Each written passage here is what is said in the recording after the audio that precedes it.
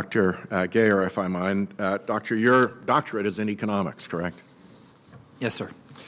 Could you explain what economists mean by the term externality, particularly in the context of fossil fuels? I'd be delighted to. I'll do it in an economist talk. You actually did a much better job, I think, when you talked about subsidizing the license to pollute for free. The idea of textbook economics is you want the market price to reflect the cost of producing the good that you're selling. And in most cases, the market does a fine job of that, and we would not need to have any hearings or, I would hope, government involvement in it. But we need to account, especially when it concerns the environment, that when a production process is causing health costs, such as Nicole had referred to, or climate costs, as you and I had talked to, those costs are not going to be reflected in the market price. And so the economic prescription for that is simple, which is to try and set a tax equal to that price so that not to shut down a market, not to penalize unnecessarily. It's not a matter of retribution. It's a matter of what makes good economic sense and accounts for the cost of the production of a good. So that's internalized into the production and consumption decisions, and it relies on the power of prices in order to allocate these goods accordingly. Simply put, if you had two factories on the same river, and one was throwing all its trash and waste into the river, and the other was paying to have it cleaned up, that would be an unfair subsidy of the one that was throwing all its trash and waste in the river, correct? Yes, that's much more eloquently put than my textbook example, but yes. If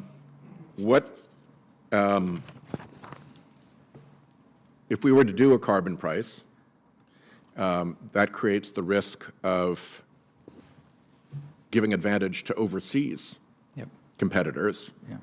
Yeah. And your testimony calls for your carbon price idea to be border adjusted. Yes. Could you explain what you mean by it being border adjusted and what kind of effect that would have on pollution from other countries, specifically China and India? Yes. So one of the attributes of a carbon tax is relative to a lot of other policies, it's actually not super complicated to administer. You levy the tax at the source. If it's a domestic source, you levy it at the coal mine or the wellhead. But if you were to just stop there, then imported goods their prices would not reflect the carbon content of their goods, and as you said, would give an unfair advantage to foreign imports. And so the idea of a border-adjusted tax is to make sure that any goods that we import, their costs reflect the same external costs that domestic producers are facing. And so you would adjust the tax and make sure that they are subject to the same tax. The advantage of doing so, I would say, are twofold. One is in the realm of economics, as you said. It would alleviate or eliminate any competitive advantage that foreign companies would have in exporting to the United States if we had a carbon tax. And two is less about economics and more about diplomacy, and we need to get to a world where we are leading the world in addressing climate change, and doing so and levying a tax internally and also on products that people sell to the United States is a clear signal that we need reciprocity, and this needs to be a global solution. The EU just passed its carbon border adjustment mechanism. They call it their CBAM. That will put tariffs on United States goods and far steeper tariffs on Chinese goods, and they suggest that that will move the European supply chain from China to the United States, increasing jobs and manufacturing here in the United States, specifically in steel, aluminum, cement, pharma, and other major industries.